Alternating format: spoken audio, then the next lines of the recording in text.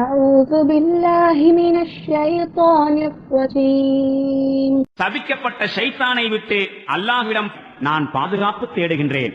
قال بل سولت لكم أنفسكم أمرا فصبر جميل عسى الله أن يأتيني بهم جميعا إنه هو العليم الحكيم. இதை கேட்ட தந்தை கூறினார், உண்மை என்னவெனில் உங்கள் மனம் இன்னொரு பெரும் காரியத்தை உங்களுக்கு எளிதாக்கிவிட்டது. இப்போது நான் அழகிய பொறுமையை மேற்கொள்கின்றேன். அவர்கள் அனைவரையும் அல்லாஹ் என்னிடம் கொண்டு வந்து சேர்த்திடக்கூடும். திண்ணமாக அவன் அனைத்தையும் நன்கறிந்தவனும் அனைத்து செயல்களையும் நுண்ணறிவோடு மேற்கொள்பவனும் ஆவான். وتولى عنهم وقال يا أسفا على يوسف وابيضت عيناه من الحزن فهو كظيم. பிறகு அவர் அவர்களை விட்டு முகத்தை திருப்பிக் கொண்டு ஐயோ யூசுஃபே என்று புலம்பலானார். கவலையால் அவருடைய கண்கள் வெளுத்துப் போயிருந்தன.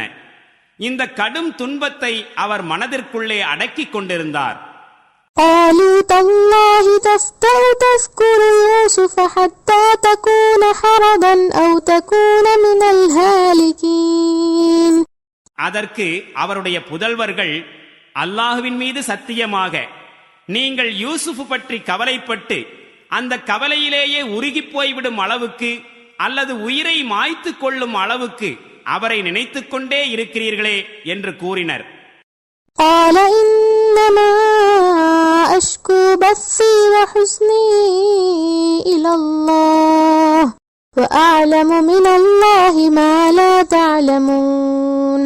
அதற்கு அவர் கூறினார், என்னுடைய துக்கத்தையும் துயரத்தையும் நான் அல்லாஹ்விடம் மட்டுமே முறையிடுகிறேன். அல்லாஹ்விடமிருந்து நான் பெற்றிருக்கும் அறிவை நீங்கள் பெற்றிருக்கவில்லை.